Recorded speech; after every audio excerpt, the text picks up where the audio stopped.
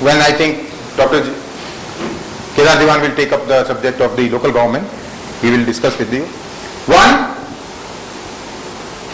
under the empowerment of local government, we want every district to have a chief directly elected by the people of that district or the city. Therefore, we are saying directly elected, fully empowered mayor for Mumbai. And we are saying the corporator elections can we consider the preferential voting system instead of the simple FPTP, same preferential type. But even if that doesn't happen, since the ward committee is going to be formed and the area sabhas, and as you go lower and lower and lower, when the people can participate directly, the chances of manipulation reduces, gets further reduced. It's a counterbalance. So directly, what Lok Satta has got, first one of the 50 guarantees is that if Lok Satta forms the government, every district will have a district government, every city will have a city government, where directly elected chief will be in charge of that district, and even the police chief will be reporting to that district chief. Mayor of Mumbai, police commissioner of Mumbai will report to mayor of Mumbai. That's what the local government is designed. It is not about Lok Satta alone now. This has become a part of Second Administration Reform Commission, 4th and 5th report of the Second Administration Reform Commission recommends the same thing. It has become a part of government document now. When it will say, see the light of the day, that's a different issue together. But Second Administration Reform Commission has accepted a directly elected mayor of urban cities and the formation of the ward committees and ward sabhas and area sabhas and all that. So I think that's the thing. Ajay ji, boliye. We have illiteracy is one of the problems in India. So Lok Satta is working on a simple way to communicate the complex ideologies to illiterate Indians. Lok Satta's experience is illiteracy has nothing to do with politics. In fact, we have found illiterate people are more aware of politics in this country. In fact, these are the people who are changing these governments. Unfortunately, because of the vicious cycle, the same kind of people keep coming in the power. Middle class don't vote in large number. The poor is voting in a large number for a change. If the government of Tamil Nadu has fallen because poor have voted. If the Bihar change took place, the poor voted aggressively. Poor illiteracy has nothing to do with education. Poor people in India are more educated about the politics and governance in this country as compared to the literate and the so-called educated and well-read people in India. I am making a very loaded statement, although I consider myself belonging to the other side of the table. Do you think that Do you think that the layman could understand our ideology better? Yes, we believe unless we trust citizens, and these are the same citizens who are demanding change. If you see today, who are the people who came to Baba Ramdev's Timbuktu? People asking for change. Forget about under whose leadership they came. These are the people who are demanding change. They understand that the change is not happening. They understand, they realize that these people are not, they are only giving freebies. Only they are saying, if alternate is not available, let me make money on that day. But alternate cannot be created just by talks. If Lok Satta regularly, consistently over a long period of time keeps communicating and working on the ground, you have to win the trust of the people. You can't buy, or you can't just give by speeches, you can't gain the trust of the people. Trust comes over a period of time. Particularly, it's slightly difficult in a society, in an environment where the mistrust has overtaken the trust. And last 63 years, we have achieved a great thing in this country. We have created a society of mistrust. They have to negate that, bring it to the balance and then shift it in favor of the positive. That's a challenge. But the challenge has to be taken up. Okay. Azad ji, एक minute, no comment. One. Later on, recording. No discussion. तो मैं जानना चाहता हूँ क्या लोकसत्ता की सोच है, क्या जो वर्तमान में राजनीतिक व्यवस्था है, विधायिका है, क्या ये सिस्टम को चेंज करना चाहती है लोकसत्ता? तो वर्तमान में आज की विधायिका जो है, जिसका सिस्टम चल रहा है, व्यवस्था जो है, ये व्यवस्था से लोकसत्ता खुद में इसको चेंज करके दूसरी व्यवस्था बनाना चाहती है, ये जानना। व्यवस्था परिवर्तन की तो बात ही कर रहे हैं। अगर हम कहते हैं कि instead of legislator electing chief minister, people should directly elect chief minister, व्यवस्था परिवर्तन की बात कर रहे हैं। रिकॉर्ड होगा। दूसरा, अगर हम कहते हैं कि फर्स्ट पासपोर्ट सिस्टम की जगह पे प्रोपोर्शनल रिप्रेजेंटेशन लाइए, व्यवस्था परिवर्तन की बात कर रहे हैं। अगर हम कहते हैं कि लोकल गवर्नमेंट का एम्पावरमेंट होना चाहिए, डायरेक्टली इलेक्टेड डिस्ट्रिक्ट चीफ्स होने चाहिए और वार्ड कमेटी ग्राम सभा को एम्पावरमेंट करना चाहिए, तो व्यवस्था परिवर्तन की बात कर रहे हैं। तो पूरी तरह से व्यवस्था परिवर्तन की बात कर रहे हैं। Next question. तो ये व्यवस्था परिवर्तन की जो बात है, अभी आपने कहा था कि मतलब जो है अभी हमारा जो हैदराबाद में एक इंस्टीट्यूट बनने वाला है, इसमें हम जो है लोगों को ट्रेन करेंगे। मान लीजिए चीफ मिनिस्टर की बात आती है, मुख्यमंत्री, हम प्रदेश का अपना मुख्यमंत्री चुनते हैं और उसमें मतलब अनभिज्ञ आदमी, इसलिए मुझे अंदर के बारे में कुछ नहीं मालूम है कि लोग व्यवस्था कैसे चलाना चाहिए, देश कैसे चलाना चाहिए, प्रदेश कैसे चलाना चाहिए, कानून व्यवस्था के बारे में कुछ नहीं मालूम, और मैं चुन के आ गया। तो उस वक्त श्रीवास्तव जी या डॉक्टर सुरेश्वर जी, ये तो ठीक है, लोकसत्ता से मैं चुन के आ गया, लेकिन आप मेरे लिए क्या करेंगे, मैं क्या करूँगा, क्योंकि मुझे तो कुछ पता नहीं अंदर मुझे कैसे देश चलाना है, कैसे प्रदेश चलाना है, क्योंकि वहाँ जो कुछ होगा वो जो बैठे हुए चार मकान बैठे हुए आगे साइड के लोग वही चलाएंगे। Very good question.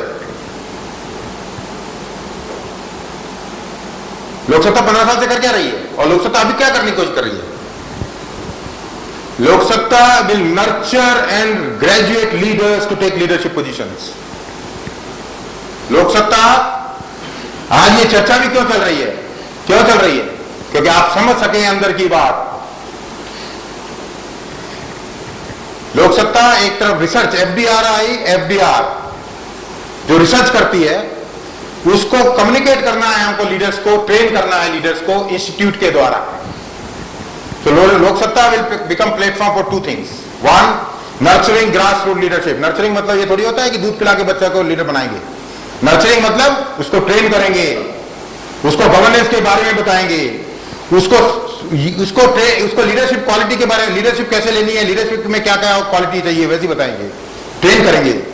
एक शिक्षण संस्थान है, जैसे बच्चे कॉलेज स्कूल में पढ़ते हैं, ऐसे ही इस इंस्टीट्यूट में लोकसत्ता के द्वारा पढ़ लिख कर नर्चर होंगे वो, ताकि वो जब कुर्सी पर जाके बैठे हैं उनको पता है कि किस भावना से काम करना है, किस तरह से काम करना है, और किस तरह से नेगेटिव जो स्टेटस को के जो लोग हैं, जो चाहते हैं कि व्यवस्था परिवर्तन भिन्न हो, उनसे कैसे हैंडल करना है। यही तो पॉलिटिकल पार्टी का काम क्या होता है, यही तो होता है। सभी पॉलिटिकल पार्टी नहीं करती है, इसीलिए तो ये प्रॉब्लम है। लेकिन लोकसत्ता उसी को तो चैलेंज करने की कोशिश कर रही है, लोकसत्ता करेगी। दूसरा, लोकसत्ता पब्लिक डिबेट मतलब में जाने से पहले इंटरनल डिबेट का प्लेटफॉर्म बना रही है कि यहां पर अगर एग्रीकल्चर व्यवस्था में, यानी कि आज भाव बढ़ते जा रहे हैं, पॉलिटिकल पार्टी के अंदर डिबेट होना चाहिए कि क्या क्या कारण से बढ़ रहे हैं और क्या क्या करना चाहिए। पब्लिक में डिबेट क्यों जा रहा है? पहले उनको तुरंत डिबेट, जैसे ही बढ़े तुम्हें डिबेट शुरू हो जाना चाहिए पॉलिटिकल पार्टी के अंदर, और पॉलिटिकल पार्टी में मंथन होने के बाद में कुछ सॉल्यूशन लेके नेशनल डिबेट शुरू होना चाहिए, ताकि पब्लिक को एक्सेप्टेंस मिले। पॉलिटिकल पार्टी फेल कर होती है लोकसत्ता, इसीलिए तो यही तो करना चाहती है इस मामले में। चंद्रकांत जी बताइए। मेरा सुझाव है कि लोकसत्ता जो कर रही है, नए वोटर्स को जोड़ के उनके बीच में पहले हमको जाना चाहिए।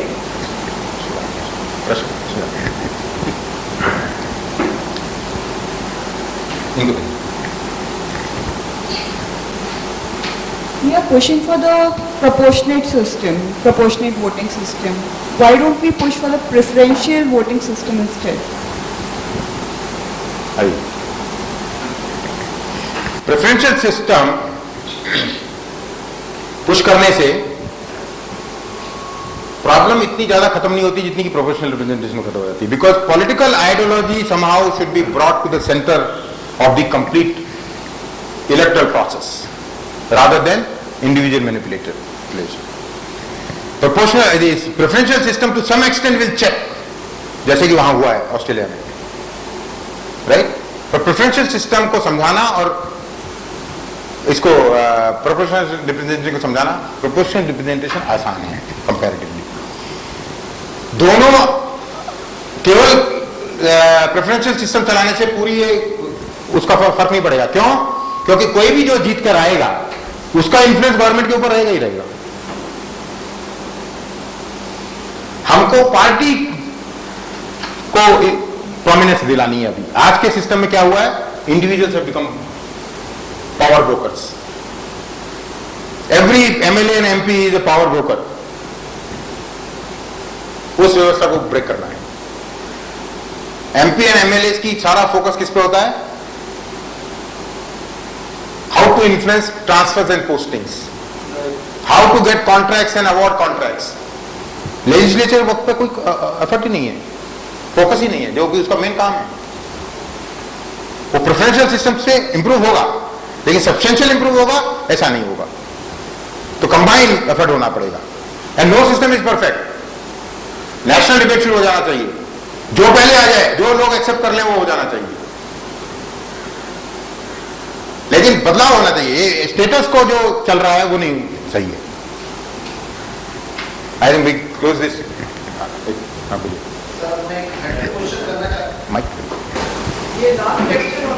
आपके क्वेश्चन करना चाहता हूँ कि मैं सारी आपकी बातों से सहमत हूँ, लेकिन भारतीय राजनीति में एक जो प्रश्न मेरे दिमाग में बहुत अहम मुद्दा उठता है कि हम हर सेवा में एक रिटायरमेंट होता है, लेकिन भारतीय राजनीति में रिटायरमेंट नाम की कोई चीज़ नहीं है.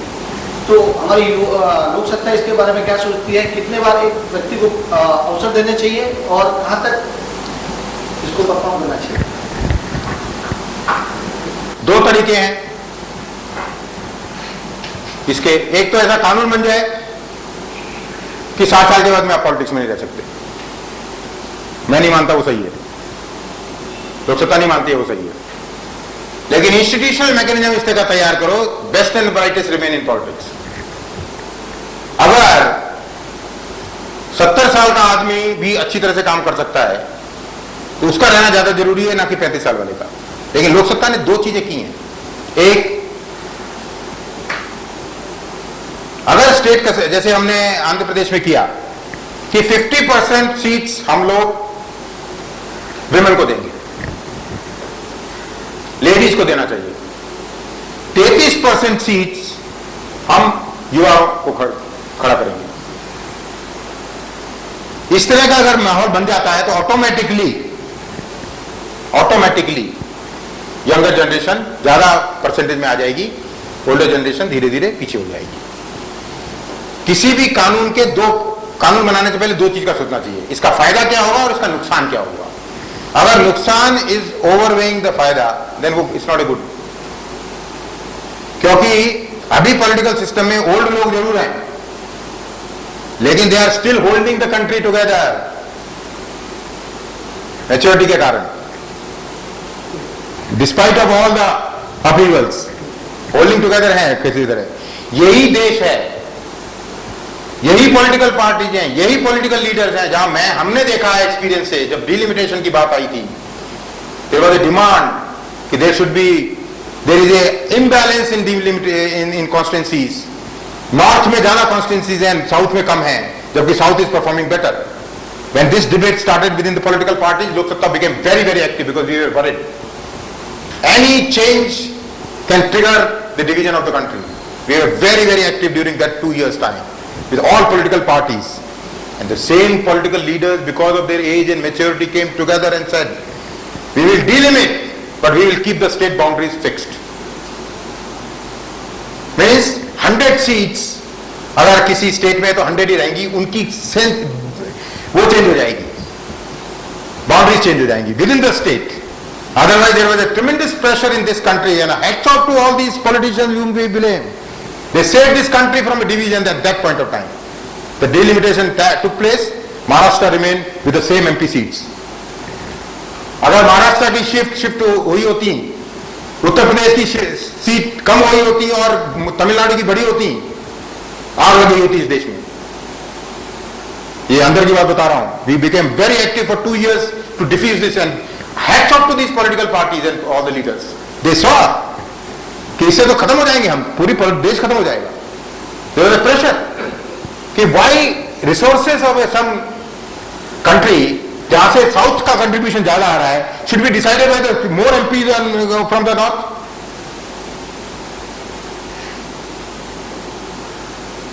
So I think this, because of the certain age and certain experiences of politics, इतने सालों की experience से people like Pranab Mukherjee, people like Advani ji, people like Atal Bihari Vajpayee, people like उस समय वो जिंदा थे, even Sharad Pawar ji. These are the people who came forward and said, nothing doing boss, this is dangerous, don't do this. Delimit karo within the state. Therefore, South Mumbai has extended geographically.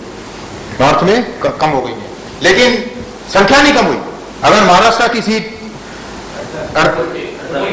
48 की अगर समझ लो 45 हो जाती और किसी दूसरी state की अगर बढ़ जाती तो क्या होता, आप सोच लो. Hats off to these political parties. So I think you must understand from where all this Lok Satta is coming. We must appreciate, we must engage with these political parties. Somebody asked me a question recently. Will we keep the equidistance from Congress and BJP, or we will be close to one? And my answer was, and that will be the answer of Lok Satta also, that we will engage with both on issues, because we see, as we have discussed, they are also into vicious cycle. We must help them to come out on one stage. At the same time, keep blaming because they are responsible to make this change. But we should also help them to come out, because country belongs. Secondly, I always end my sessions, these kind of sessions, by saying that political parties and politicians of the current day and age have not taken a vow to destroy this country.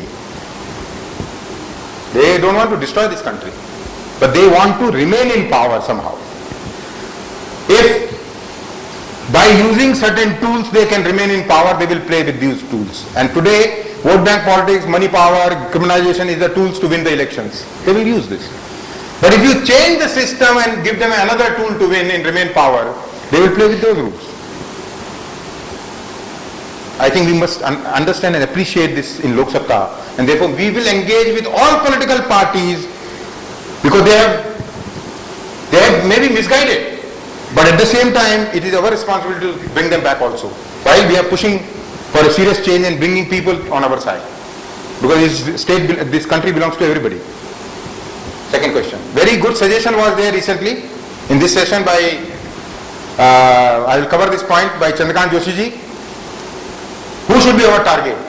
Yes, there are 3-4 set of people in this country. One are already ideologically aligned with existing political parties. Very difficult to change them. Over a period of time you will be able to change them. They cannot be your initial target. There are certain segment of the people who will take little time to understand the linkage between the taxes and services and all that. They will still continue to be influenced by the existing political parties by way of vote bank and money and all that. But there are significant vote share which is not voting, which is not coming out and voting. I think we must find tools and mechanism to induce them to come out. And in that segment, women is the most affected. In today's bad governance, women is the most affected. Second, youth. Youth wants, his potential should be given a chance. He is not getting. Therefore, they are the target. Therefore, Chandrakant ji is right that these are the focus areas for Lok Satta as we move forward. Thank you very much for this session, and we will have tea now. and thereafter we will assemble in 10 minutes. Next session, we have to finish in half an hour because otherwise Mumbai president will say, you took away whole day, you want me to finish my chapter in half an hour. नमस्कार मित्रों, हम लोगों ने सुबह से अभी तक लोकसत्ता आंदोलन, Loksatta party, doctor Jayaprakash Narayan, corruption, political reforms, Loksatta की आइडियोलॉजी, लोकसत्ता के गोल, 50 गारंटीज, इस पर चर्चा की है। हम 2012 में बीएमसी इलेक्शन की भी तैयारी कर रहे हैं।